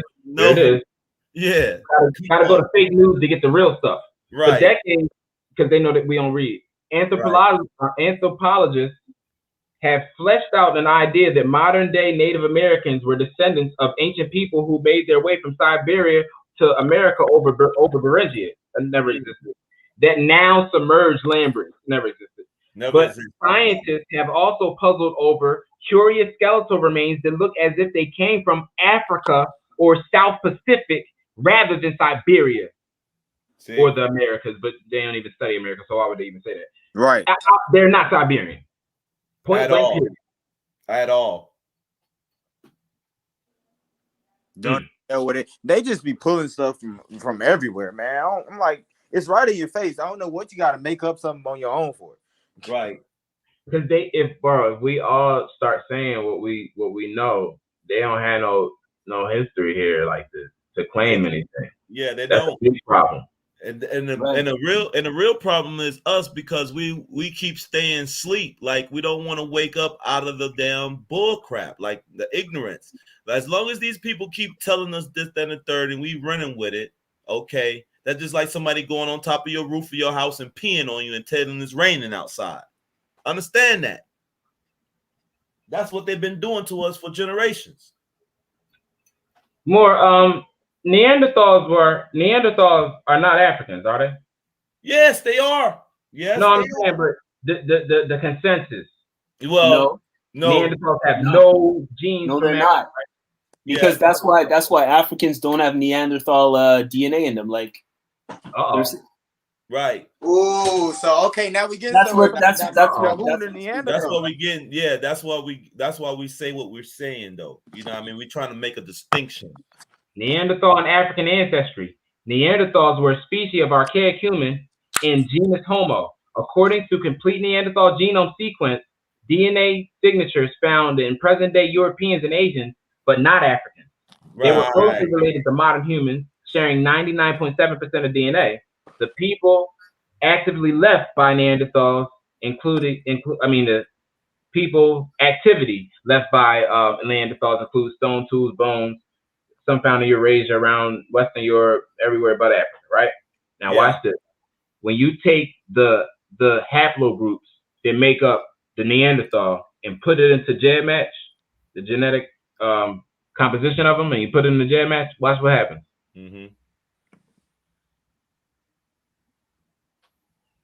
92.12%. Wait a second. Okay, so this is African. So they're saying that 92.12% of Africans are Neanderthals. Is that? No, they're saying Neanderthals have 92.12% African genome. Right. Like they derive from us. They derive, not the other way around more. But Right. Yeah. And they don't got nothing from where they saying they come from. Right, at all. So that's why that makes them African more. I don't know, man. I don't know about that one. I don't know if I can subscribe to that. Because I remember like Europeans were doing presentations and stuff like that on that, how the only people that don't have Neanderthal DNA are Africans. It's Moors. Yeah, it's Moors. What model are they using to say that though? Is it the Out of Africa theory? Yep.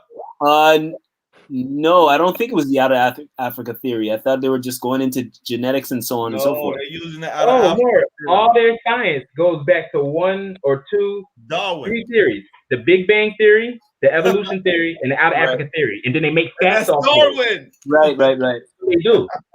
So now when we have to go back and think, well, then what do you mean? Think, watch this more. We say that the world is darker the farther you go back. Right. Get them more. Neanderthals older than Europeans? Yeah. Get them. Why would they be pale? If the European wasn't pale. We just found out the European wasn't pale. Right. So why would his ancestor, the Neanderthal, be pale? They lied to us. Right. So they flipped everything on us. So basically, they knew that their ancestors were stupid. Yeah. And ours weren't. So they was like, whoa, we can't have them thinking that they way smarter than us. So let's switch this around. Right. How about we make their ancestors stupid and ours smart? Exactly. Why does the word archaic all of a sudden mean primitive? Right. Why does the archaic mean ancient and colossal buildings and gold, crystal built stuff and cave and all that? Carving crystal temples inside a cave that look like things. Oh no, it's primitive. Because you got the farther you go back, it's primitive. But we see different when we look into history. Or they'll say medieval too, Morris. Don't forget that term, medieval. So now we gotta come up. Now we gotta figure this out. And by the way, more, I found the article, and it's not 75,000. I made a mistake. It was 50,000. Okay. Oh, same year. Same exact time. Yeah, 50,000. So it says, this is the craziest part. Now this is where it really gets crazy. This question has been addressed by analyzing the Neanderthal and Denisovan genome sequences for all of the mutations known to be associated with lighter skin pigmentation in modern non-Africans, so pale people. Look at there. Watch this, because you got to think what we're proving with this. None of these mutations have been found, which it has led to the inference that Neanderthals and Denisovans had dark skin pigmentation See, and they Bro, lost. you gotta post that. Post that They on. lost it. They Because lost watch, it makes so much sense. I got it because when we explained it to Sheldon, it'll make so much sense. They Right. pop up as African more because you're putting them into their genome samples, and it just Right. pops up as African, dark and Right. brown skin because of how it's projected. Just the same way when you put ours in there, it pops up as West African, Right. just because we dark skin and brown hair, right? Right. The same thing when you do these Neanderthals who had brown skin and Because dark hair, they because pop it up as comes from African, us. even though they wasn't. Yes, more. Boom. Thank you. Thank you for that. Neanderthals living in what is now Croatia had dark skin, brown hair. Boom. Boom. Got him. Oh, wait, okay. Okay, now I got you. Exactly. Now I get what you're saying. I get what you're saying. Because I mean, National Geographic, they came and they said like that the modern pale skin European just popped into Europe like this. Oh no. 6,000 years ago, like literally, and they said like they don't know where they came from. It just like popped up like that. So He's 600 years old. No, we about to prove it. We about to prove it. These people, Bro, no. Somebody get this snapshot. I'm posting this. I gotta post this. Cause people ain't gonna know. They don't want to believe what they read, man. Cause people don't read. Right. People But they only 600 years old. That's why we say, you know what I mean? They can't be ancient. No. They cannot be no, ancient. they're definitely not ancient. That's just like when you see these pale Chinese people, right? They're not the ancient ones. They are melanated, okay? Carbon-based humans. Y'all ready? Y'all ready? I remember this poster, yeah. Right. So we go all the way down. We see all the kings, right? And then we get over here to Charles V. He dark skinned. We get over here to Philip II. He's dark skinned. We get over here to the who is that? I can't even see his name. Is that Felipe? I can't see it. Tristero. They're gonna explain it at the bottom. But then we see right here from him to him, it gets some stuff going on, and then him it gets kind of pale there, more. Because that's when we got to understand where Queen Isabella and all them, they were mixed Moors, like, yeah, of course, yeah. And that's why this Moor that came on last night on Instagram, he's confused because he's mixed. You understand? Yep. Is this the one? And what did you look up? This is the Inca Kings list. Yeah. The Inca King list is all there. Yeah. Oh, here you go. This is the one. Yes. Felipe IV, Philip IV. In this panel from the painting of the Larco Museum in Lima, Peru, that depicts the Inca emperors and the subsequent European emperors in Inca. This panel depicts some of the Spanish kings who were Inca emperors. Right. They talk the Moors. And they Moors. Look at them. Look at them. They don't look at them. Yeah. Here we see that Philip IV, yep, of Spain, 1605 to 1665, House of Habsburg, same house. We know about the Habsburgs, yeah. Right. Was the last black king of Spain. Him. Wow. Last black king of Spain. Now, who got kicked out of Spain? Black kings. Okay. The Christian black kings. Okay. That's what he's doing here. AKA, but they act like it was a selling. No, they ain't. You got kicked out, and then he sold y'all something to make it look good. Get out of here. And that the son Charles II of Spain, Charles Segundo II of Spain, the last Habsburg to rule, was apparently mulatto. I said that. So the black king, the mulatto king, into the who is he? Felipe Quinto. Yeah. Philip V. Right. So we go to Charles, the last two entries, Charles Cicero. Well, they skip it. The last two at the bottom, we're gonna go back. The last two are Charles III, the 24th Inca Emperor, and Charles the 4th, 25th Inca Emperor. And Charles the 4th reigned as the King of Spain from December 4th. So he was addicted in favor of his son Ferdinand. So let me go back. These two. Yeah. These two were looked at as the first European rulers. Charles III and Charles IV. Got him. And you could see it by the painting, the way they look in the painting. Right. Yeah, they Europeaned up. Yeah. But all the rest of them, you already know, they Moorish. Like, and this the change picture. It's the ones where they try to lighten it up, made Jesus pale folk. Still got the dark skin mother, got the pale damn father. Everybody all mixed. Look at how they got Charles looking like a damn European. Right. No, this is the picture that came out after the people stopped liking the first ones when they was giving too much away. Now look at how it depicts Charles. Right. Look at this shit. See? That ain't them. That is not them. That's what that's the pictures we be looking at, like, yo, why it don't look like, the real stuff. Oh, that. Right. So this is the full picture. So we go back in and see how it looks. So boom. And then the way this Moore is looking at his brother Charles for selling out, he's like, yo, why are you doing that? He like an ancient Mayan on the wall. Look at him. Yeah. Which one? This up here? Just had the point on. Go back. He posed like a Moor. You got the Moor's pose. Moor's head pose. Yeah, right there, Moore. You just had your hand on it. Go back. Go back. Not him. Go back. The one right there. Him. Yes. Yeah. He got that look. Looking at Charles like, why are you selling out like that? Right. Why are you doing this? Why are you doing this to the empire? Right. If this joint was to zoom in, you can see his face. His face look all tore up. And Charles is, oh yeah, look at me, my Christian stuff. And then look at Charles. Charles just look like somebody, my uncle, some goddamn wet. Look at him. Yeah. Yeah. But this who supposedly came and took over the goddamn Americas. Right. He looked like us. So y'all speaking English now. so we got y'all good on the Neanderthals and the ancient people of over there, the archaics. Right. Dark skin.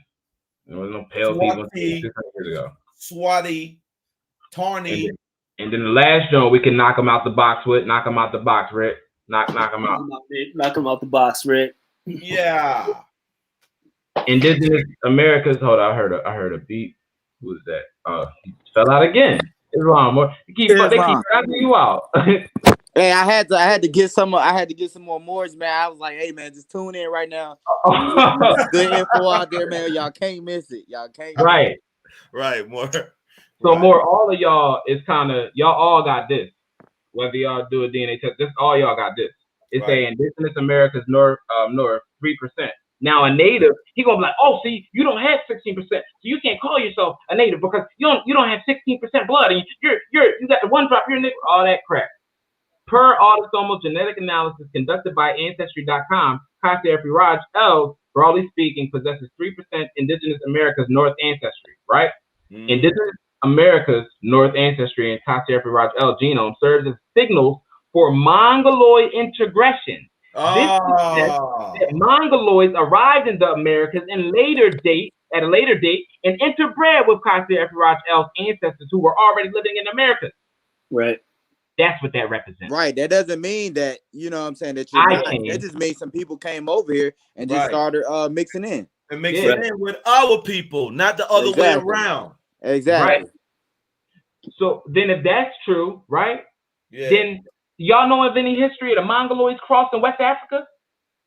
Nope. Then why would they say we West Africans? They saying that we slaves from Africa more, so that's why they saying that. They saying that they took us from our West Africa and brought us here. In actuality, these monkeys ain't never brought us no goddamn West. We was already here, man. They came over here. Look, it's a American Aborigine ancestry, misnomered Sub-Saharan African represents 89%. So when they saying African, Sub-Saharan African, they mean Aboriginal American. Right. Got him. Why are they showing me that land more? Why are they showing me like that if I come from Africa? Why ain't they showing me Africa? Because this land right here is Morocco. It's right in between Morocco. And then don't you understand that book that we call Mu, the lost land of Mu, okay? And the ancient land of damn, I know it was Mu and something else, but they don't talk about that. In Atlanta. Yeah, they don't talk about that here, but that's what was going on before they started calling this America. Okay? Period. So then we put together all the facts about the experimental testing and immunity to Plasmodium vivax. I don't got no damn malaria. So when they're putting this forth as who I am, it's like, whoa, y'all actually using what y'all have to make anybody who come up as dark skin with brown hair in Africa don't have no damn patent on. Oh, here it is. The aforementioned support is likely that at least 82% of the samples in West African control populations are in fact ancestrally American, not African. What they say now? They say control, right? Yeah. Did they say control? Okay. Yes. All right. With the remaining 18% showing similar allele frequencies due to having similar skin pigment, eye, and hair color.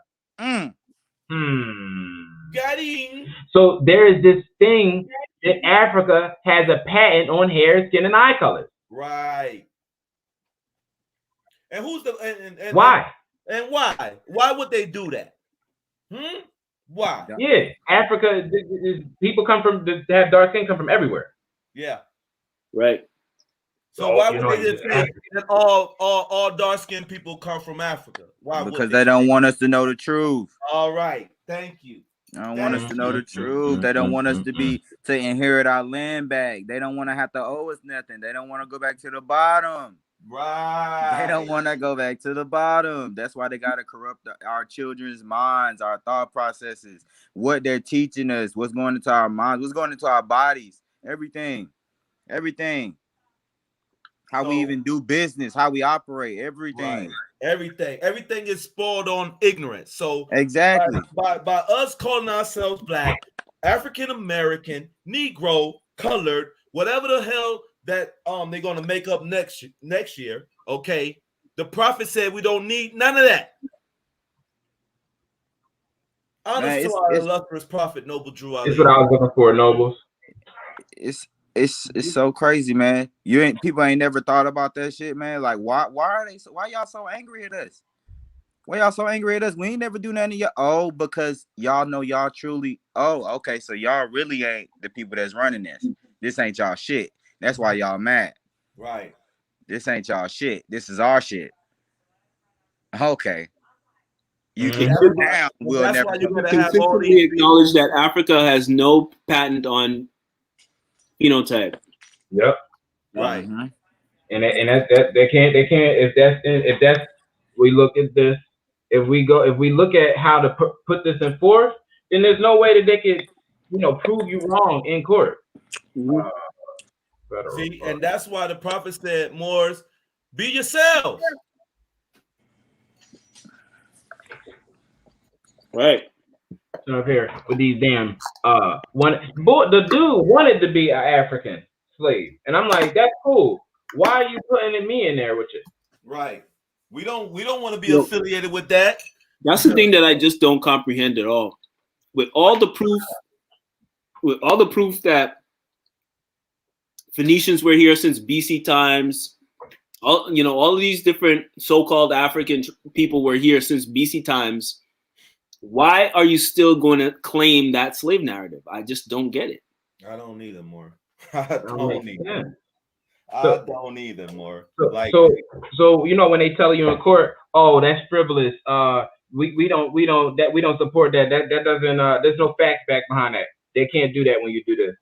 Rule 702: testimony by expert witness. A witness who is qualified as an expert by knowledge, skill, experience, training, or education may testify in a form of an opinion or otherwise if the expert scientific, technical, or otherwise specialized knowledge would help to the trier of fact to understand the evidence or to determine a fact and issue. The testimony is based on sufficient facts or data. That means no lies, you monkeys. Now they put their African stuff up, and I put my damn stuff up, and we see what's up. Because I put y'all African stuff all through y'all African stuff, and it says everybody's African, but United States citizens. Why? Right. We know they came from there. Right. And then you can't even claim Neanderthal because that's dark skinned people. So what you talking about? Right. And then wait, we got some more too for everybody. We need some everybody facts. Those are the best ones. So this is just for all of us. This over here. Go ahead and put the hammer down. Here you go. According to sound genomic data that is following information trends captured, Tyrone Lewis Cannon is gone. 318 out of 351 so-called African American genomes possess Southeast Asian ancestry, 90.5%. 309 to 351 so-called African American genomes possess Native American ancestry, 88%.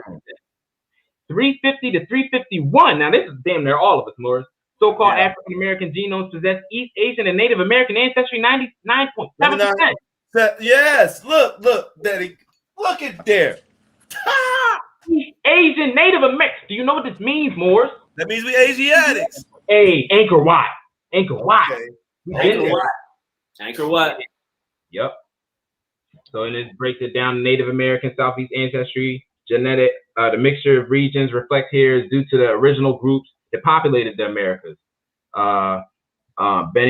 Bougainville, Nacio, Oceania. Possesses Southeast Asian ancestry. The Southeast Asian component was introduced over the past several thousand years by seafaring Austronesians, Islam to the ancestors, who sailed from Southeast Asia.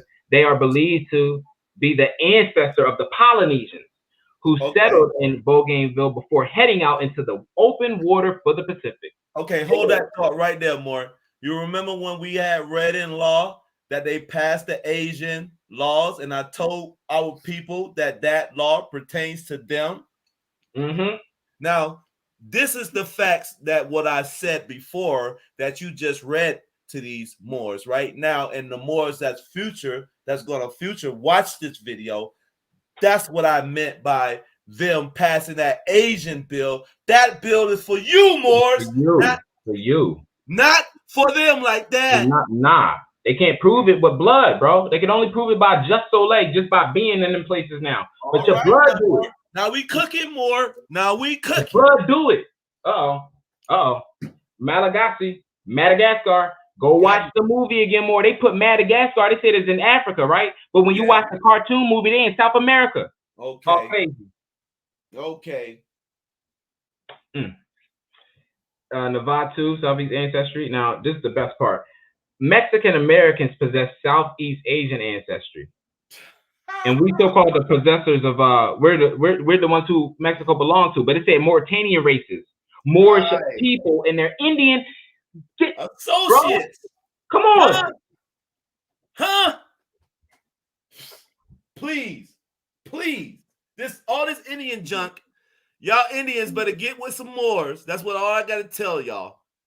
Y'all want to be Indians, but you better have you a Moor friend. You better have some Moors around you. That's all I'm telling you. Oh wait, the comments is going crazy. Damn. I ain't even get the Oh. So Moore, y'all good? Where's Sheldon at? Sheldon, brother Sheldon. He probably losing it right now. Yeah, More. Yeah. You know, he don't like to be, it seems like hyping, on camera. Right. But I already know, bro. I already know. Yeah, More. Hey, we put a spanking on their ass with this one, More. Like we spanked their ass real good with this one. No, because I felt a certain type of way that they erased that other video. Yeah, More. We had to come and put this one out too because because these people, they playing games with Moors that know they want to erase your video.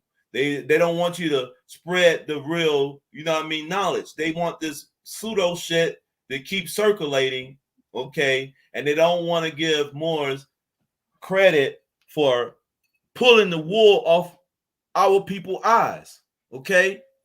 That's what we're here for. We're here to uplift fallen humanity. We're here to be talking to people who don't know. Period. They got everything today, didn't they? Yeah. I did them out, right? So I don't want to hear a damn word about who I am and the damn. No, I don't want to hear shit. You see be everything. You goddamn got the land, everything. I don't want to hear a damn word about who I am. Next time y'all come questioning, come through with your DNA. Just have it already up.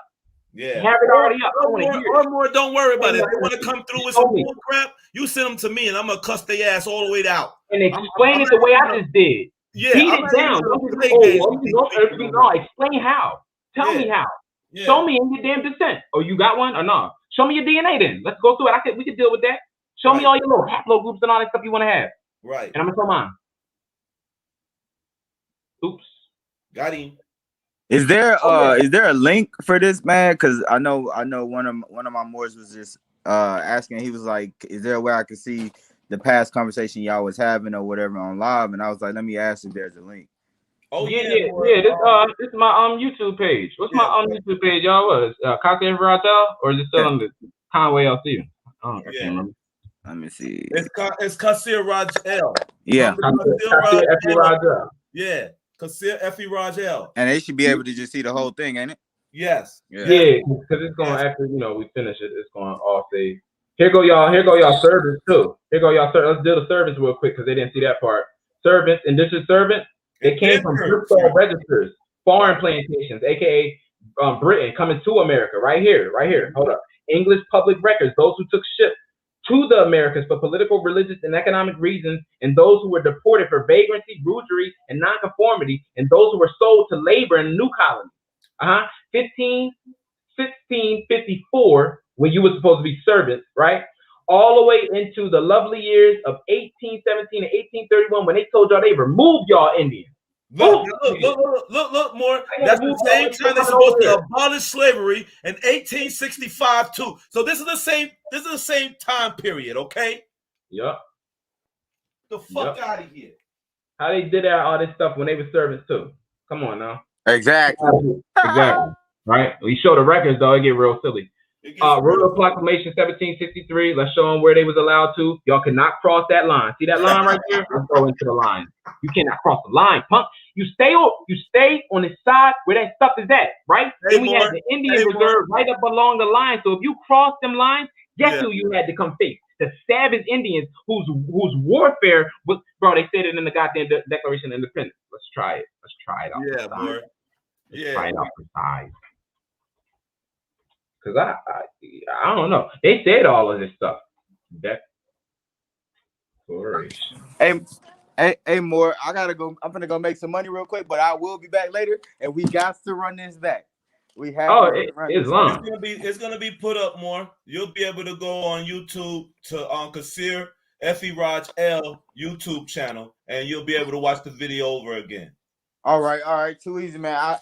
I'll hit y'all up later, man. Peace, Moore. It's long. All right, it's long, Moore. Be easy. No, we about to get out of here anyway. We slapped them all up. I just wanted to finish him. Yeah, go ahead, finish it, Moore. Go ahead. Go ahead and the government refused to pass. Relinquished them, formidable. He has called to legislative bodies of peaceful places. It's coming. Hold up. Refused. It's time for the power to institute. It's time for conversations. Appropriation of the lands. Justice. He has made. Judgment salaries. This is all the stuff that the English kings were doing to these Europeans. I mean, the pale ones. The pale ones, that's why they don't explain in history more. Like, a lot of that is being kept secret. But as far as the books, like the Barbary states, they talk about the indentured servitude and the Slavic slavery. You see what I'm saying? That their ancestry come from. So here it go, more. Yeah. And watch this. This is how this breaks down as far as this come on. Why y'all doing that to me like that? Come on. When you about to present stuff and teach stuff, that's when they start acting up. I'll just read it from here. Yeah. It says, now this is the Declaration of Independence talking about the conditions that the kings of England were putting them under. It says, Charles and all them. It says he has excited domestic insurrections amongst us and he has endeavored to bring on the inhabitants of our frontiers, the merciless Indian savages, whose known rule of warfare is an undistinguished destruction of all ages, sexes, and conditions. How you beat them in war, though? How you beat them in war? Right. How did you beat these people?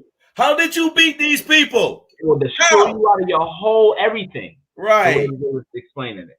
Right. Because this is when the Moors and the Indians was together. We had an understanding on this European savage. Now I said that's the line. Spain is where more. That's Morocco, right? Spain. Or so we was telling the Indians, if they cross that proclamation line, y'all got full access to do whatever. Because even though we signed the treaties for Spain and French, don't let them go. Don't let them go to the Spanish and French colonies. Right. Because you're not supposed to be mixing. You're not supposed to be mixing. Old code. Well, what's this? Indian Reorganization Act. This is what they call the Indian Magna Carta. Right.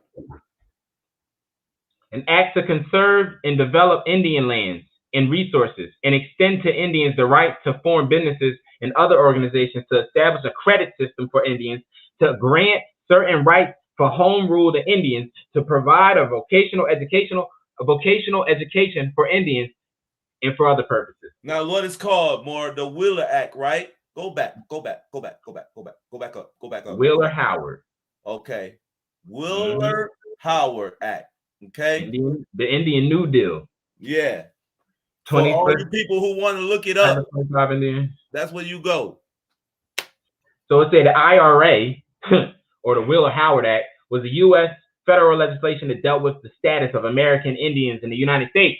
Yeah. It was a centerpiece of what has been often called the Indian New Deal. The major goal was to reverse the traditional goal of cultural assimilation of the Native Americans into American society, and to strengthen, encourage, and perpetuate the tribes and their historic Native American cultures in the United States, because they have already subjugated them out of anything indigenous and autonomous. Right. And they needed them. They needed them to come in, right? They needed them to come into the United States so they can have some type of sovereignty. Right. Into the United States. We already know that was the 10-mile square. Right. So under the cuff, you had to spell out. You had to basically under the cuff, more up under the cuff. So your nation away to become a nationalized under corporation. Yeah, absolutely. And here we go. And then look who's all involved. One sellout in the middle, and all the rest of these are all involved in this. More. Yep. Dakota Blackfoot Indian chiefs to discuss the will. Come on, bro. And here it goes. And he was the one They allotted. Wait, hold up. Yeah, go ahead. Indian reservations, okay, dividing the communal territory and allotting a 160-acre plot to individual heads of households. Look at that. To be owned in severalty. And look, before allotment, right? Yep. Sir, allotment. I mean, these for allotment. Yeah. Reservation territory was not owned in the usual European American sense, but was reserved for the benefit of the entire Indian tribes. The communal benefit were a portion or tribe members accordingly to tribal law and custom. Generally, Indians held land in communal fashion. Non-Indians were not allowed to own land or reservation. See, that's what they had to stop. Right. Not non-Indians can't do what? All right, let's do this allotment, get this right up in here. British Americans, boop, boop. Now they can own your land and then give your land to you how they see fit. Right, because all they did was take what you had and turn it into reverse. They got us to form treaties with them as Indians, right? When our forefathers was Moors, you understand that? So that perpetually put us up out of status, so they can do whatever the hell they wanted to do to us up under a corporation. And then this happened. This is what happened. Now the native is pale. Oh, Lord. No, Lord, right. No carbon. Where his carbon went to? What happened to his carbon? Where his melatonin went to? So then any of them would have to hate on the ones that look like us and them because of him. Right. Exactly, more. The same shit we just went through and showed everybody. But yeah, more they got enough. Yeah, they got enough. Till next time, more. You Peace. I'm back. Oh, Sheldon, brother Sheldon is back, more. Yeah, sorry, I had to step away for a second. Yeah, so I'm back now. But you guys are signing out now, right now? Yeah, we about to get ready to, cap this one off, more. All right, man. Well, peace and love. Thanks for having me, yo. I learned something, and that's what I love, man. Learning something every single time. So, Kassir messed me up today, which is good. Good. I wrote down a bunch of different books and stuff to get to comb through. Right. It's dope, man. It's dope. Hey, brother Sheldon. I want you to I'm gonna get your phone number because there's some stuff that you got that's old that I probably need to have in my archives. So you know what I mean, and because I want to bridge the gap as far as we can bridge it more. You know what I mean? So the best thing is email, yo, because I'm long distance, right? I'm out. Yeah, I got you. Don't worry about it. I'm gonna slide you my email. Matter of fact, I'm gonna tell. I got his information earlier. Oh yeah. Okay. Well, I get it from Kassir there. Kassir got. All right, cool. Sheldon, cool. did you ever get that beat? Yeah, well, yeah. No, Cujo didn't send it to me yet. He's lapsing. He's lapsing. He's sleeping. He's sleeping or something. He probably listening. I said, Cujo, you're sleeping. I'm gonna send it to you after we get off. All right, it's cool. Sounds good, more. Islam, all right. Hey, peace and love, yo. And look, love, Menelik. Yeah, man. I want to give honors to our Prophet Noble Drew Ali, and I want to give honors to Cujo L, our Grand Sheik, and and Oshango L too. I can't forget that book, and you know what I mean, and all other adapt and master teachers that's more out there. We want to give honors and we want to tip our fez to you guys and especially to the mothers, too. Islam, Moors, y'all go study, and when you're done studying, study yourself. Yep. Islam.